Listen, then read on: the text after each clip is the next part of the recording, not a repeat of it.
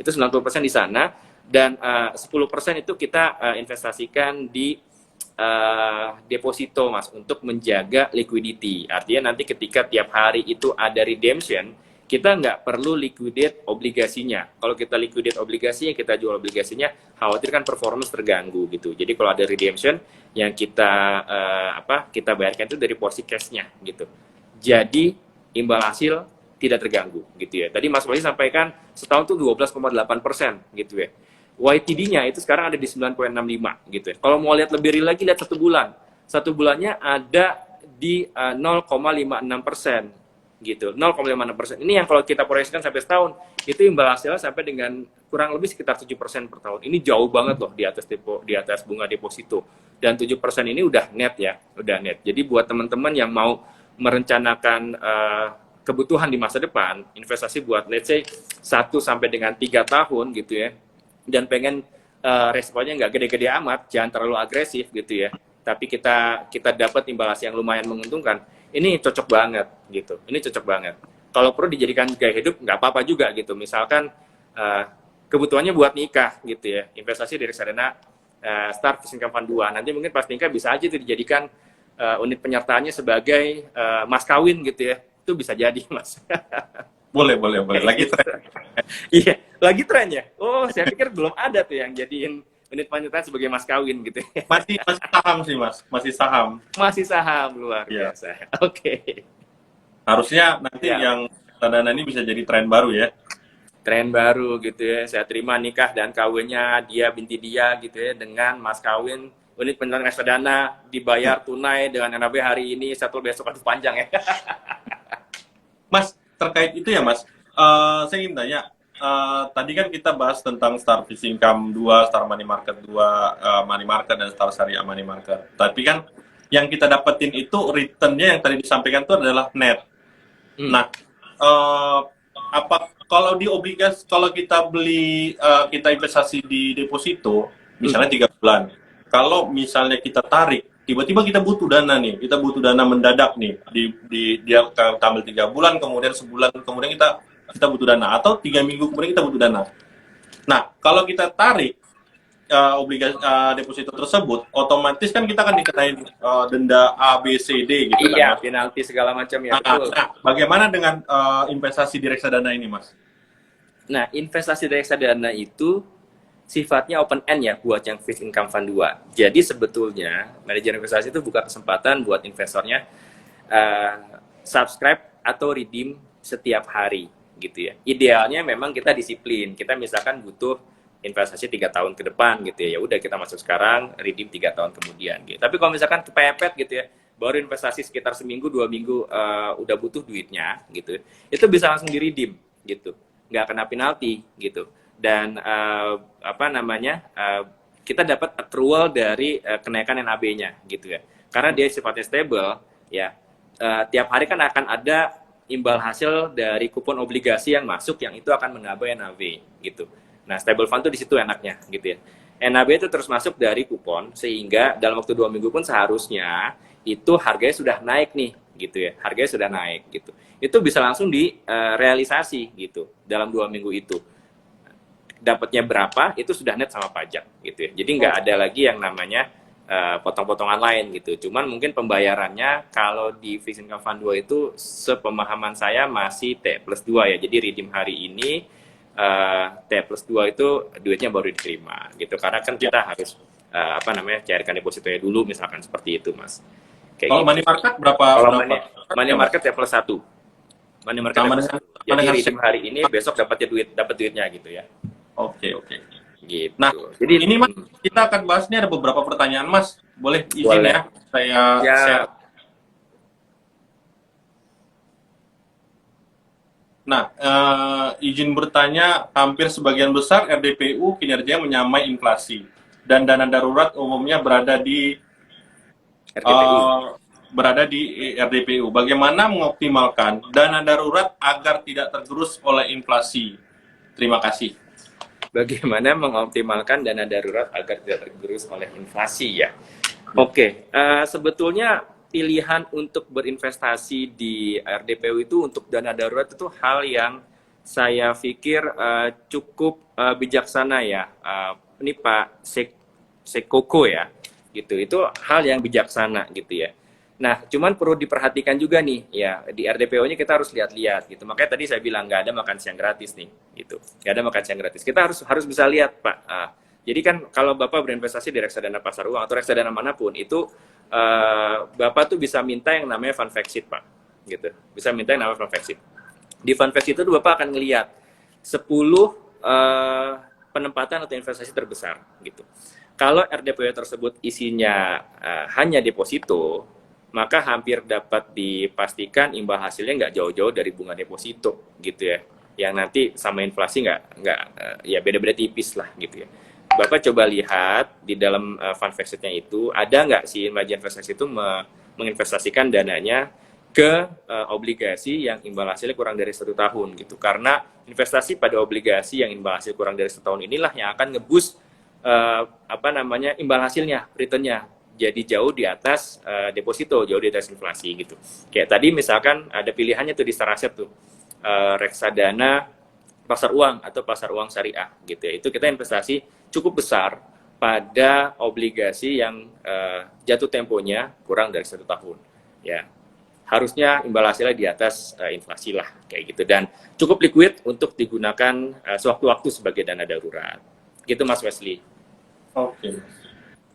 Mungkin terjawab ya. Mungkin saya tambahin, kalau mengoptimalkan dana darurat agar tidak tergerus oleh inflasi, kita bisa memilih dari reksadana pasar uang. Kita juga bisa melihat dari reksadana pendapatan tetap. Nah, salah satunya tadi yang udah dijelaskan oleh Mas Ardi adalah Starfish Income 2. Karena kalau kita lihat historical return-nya itu kan per tahunnya sekitar 12,85 dengan per bulannya itu sekitar 0,5%. Artinya kalau kita ingin lebih mengoptimalkan dana yang ada ya untuk supaya imbang atau di atas inflasi, boleh untuk berinvestasi di Starfish Income 2. Ya, thank you tambahannya Mas Resti. Benar tuh. Bisa di combine ya Pak ya. Mungkin Bapak bisa lihat nih struktur dari dana darurat itu seperti apa. Kalau emang butuhnya cepat banget gitu ya, mungkin itu ditaruh porsinya ke dalam RDPU gitu. Tapi kalau misalkan ada dana darurat yang kayaknya kita bisa sedikit extend gitu ya, jangka waktunya masuk ke yang Fiscal Fund 2 gitu. Ya. Insya Allah ngebus imbal hasil lah Pak. Ngebus imbal hasil, betul. Betul. Jadi dan bisa mengalahkan inflasi sih sebenarnya. Iya, iya. Nah, ini ada dari Muhammad Chandra Negara, Mas. Orang yang rajin nabung di bank dengan orang yang rajin nabung di investasi pasar modal, apakah sama bagusnya atau ada perbedaannya, Mas? Apakah sama bagus nabung di perbankan sama nabung di pasar modal ya, Mas? Iya. Kalau nabung itu ya, kalau saya sih ngelihatnya cuma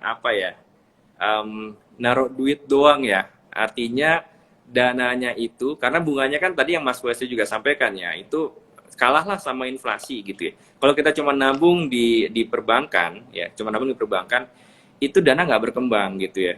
Bahkan mungkin nilainya akan berkurang seiring dengan berjalannya waktu gitu ya. Ya, nggak bisa tuh kita naruh duit di bank, kemudian kita pengen duitnya cepat berkembang gitu ya, untuk mencukupi kebutuhan kita di masa depan gitu ya. Ya bagus sih, aman karena dilindungi sama LPS gitu. Jadi kalau mau nyari amannya ya memang ke bank gitu. Tapi kalau memang Mas siapa tadi Muhammad Chandra Negara ini butuh kebutuhan di masa depan yang kalau dihitung-hitung dengan tabungan sekarang kayaknya butuh ada lebihan nih. Saya butuh duit tambahan gitu ya. Maka bijaksananya masuk ke instrumen investasi nih yang kalau memang profil resikonya tidak terlalu agresif, cari yang aman, ya masuknya ke instrumen investasi yang aman yang tadi sudah kita sampaikan juga gitu ya, kayak pasar uang, reksadana pasar uang atau reksadana Fixed Income Fund 2 kita ini. Jadi Mas Wesley tanda kutip naro duitnya tapi bisa berkembang dengan sendirinya karena ada manajer investasi nih yang ngebantuin Mas Wesley untuk menginvestasikan dananya sedemikian mendapatkan imbal hasil yang cukup menarik dan nilainya tidak tergerus dengan inflasi. Gitu Mas Chandra Negara. Mungkin sebagai tambahan ya Mas Muhammad Chandra Negara, misalnya kita menabung di bank. Kita ada dana let's say per bulan itu kita ada sisa dana 2 juta. Terus kita simpan di tabungan bank. Pasti ada biaya admin, dikenai biaya admin per bulan, urus pajak atas bunga dan lain-lainnya. Sehingga totalnya itu akan bisa mendekati minus malah. Karena ada biaya admin itu yang tergerus. Tapi kalau kita masuk ke reksadana pasar uang atau reksadana fixed income, itu poin pertama bahwa biaya subscribe ataupun redeemnya itu nol, artinya free. Posisi pertama. Yang kedua, ketika kita melakukan penjualan atau redeem, itu return yang ada tertera itu udah net. Jadi tidak ada potongan-potongan lainnya gitu. Jadi teman-teman bisa melihat nanti di portofolio reksadananya, ada setiap hari itu akan update adalah return dari reksadana yang dihasilkan. Nah, itu nanti bisa teman-teman cairkan. Jadi terdapat pertumbuhan dari nilai dana ataupun nilai investasi teman-teman. Betul begitu kan, Mas? Betul sekali, Mas Wesley. Thank you tambahannya. Oke, nah mungkin saya akan karena sudah mendekati jam 5. habis ya, Mas, jam 5 ya. Coba saya lihat lagi.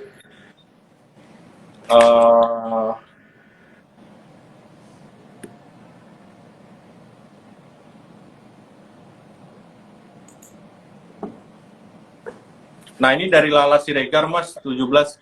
Bagaimana Pak cara kita investasi reksadana, apalagi di masa inflasi yang tinggi? Apa yang harus diperhatikan? Oke, yang harus diperhatikan dari investasi di reksadana itu pertama Mbak Lala tadi ya harus lihat dulu nih Mbak Lala butuhnya kelas aset yang mana gitu ya, harus lihat gitu kelas asetnya mana yang Anda butuhkan. Kalau di masa inflasi baiknya ke kelas aset yang tadi lebih low to moderate seperti fixed income fund 2 ini gitu, itu yang pertama. Yang kedua, Mbak Lala mungkin juga harus memperhatikan siapa pengelolanya gitu ya, manajer investasi seperti apa gitu ya. Kan sekarang ya banyak lah ya kasus-kasus tertentu lah yang akhirnya bikin investasi juga jadi tidak cenderung tidak aman karena pengelolaannya juga kurang begitu memadai gitu ya. Cari pengelola investasi yang sudah terdaftar di OJK gitu ya. Itu gampang lah. Lihat aja di MNC Sekuritas itu manajer investasi udah terdaftar semua lah, udah bagus-bagus semua. Kemudian juga kalau mau lihat kinerja dari si fund-nya atau dari manajer investasinya, lihat dari historical return-nya itu seperti apa gitu ya. Ya, memang kinerja masa lalu tidak mencerminkan kinerja masa depan, tapi kinerja si fund itu tersebut di masa lalu itu mencerminkan bagaimana bagusnya kinerja dari si manajer investasi tersebut gitu. Caranya gimana berinvestasi nanti mungkin Mas Wesley bisa sampaikan ya, kalau di MNC Sekuritas gimana nih, klik-klik apa gitu ya. Gitu, ya. Mbak Lala. Thank you, Mas. Nah, kita udah penghujung acara IG Live ini. Mungkin saya akan kasih sedikit closing statement ya. Buat teman-teman bisa melihat langsung produk-produk dari Star Asset Management itu di Motion Trade. Nah, di situ kita ada 5 produk. Itu ada Star Balance, Star Fixed Income 2, Star Money Market, Star Syariah Money Market, dan Star Sustainable Equity. Nah, untuk teman-teman bisa melakukan langsung pembelian di Star Fixed Income 2 dengan imbal hasil untuk secara historikalnya itu cukup signifikan, cukup tinggi. Nah, untuk melihat isinya apa sih gitu, underlying-nya dari produk Star Fixed Income 2 ataupun Star Money Market itu bisa teman-teman masuk ke Star Fixed Income, masuk ke Star Asset Management, kemudian klik di bagian komposisi. Nah, di situ komposisi, teman-teman bahkan bisa melihat bahwa 10 dari investasi terbesar mereka gitu. Nah, untuk apakah ada biaya dalam pembelian atau penjualan, saya tekankan lagi untuk di Motion Trade itu tidak ada dikenai biaya apapun. Jadi teman-teman ketika melakukan pembelian ataupun penjualan itu free, kemudian teman-teman akan mendapatkan net yang ada tertera dengan return yang ditetapkan. Mungkin dari Mas Ardi ada tambahan? Tambahan sih enggak, tapi closing statement aja boleh ya, Mas Boleh, Wesley ya. boleh Sama Mas. ada titipan sponsor nantinya. Oke, Jadi ini buat generasi milenial, saya rasa mungkin termasuk kita ya Mas Wesley ya, mudah-mudahan kita masih masuk generasi milenial nih. kita kayaknya masuk milenial sih Mas. Iya, Agak-agak amin. Jadi buat generasi milenial itu kita harus bersyukur gitu ya bahwa kita udah diberkahi dengan zaman yang penuh dengan teknologi yang memudahkan kita untuk bisa mengakses banyak informasi yang kita butuhkan, kita mencukupi semua kebutuhan hidup kita dengan one click away, termasuk investasi gitu ya, cuma dari HP saja gitu ya. Jadi nggak ada lagi nih halangan yang memberatkan buat kita semua untuk mulai merencanakan masa depan dengan cara berinvestasi gitu ya. Ingat, milenial itu adalah aset bangsa, kita adalah masa depan bangsa. Jadi kalau masa depan kita terencana, masa depan kita cerah, insya Allah bangsa kita ini juga cerah gitu ya. Bangsa kita ini juga terberkahi dengan hadirnya kita gitu ya, sebagai individu yang masa depannya cerah gitu ya.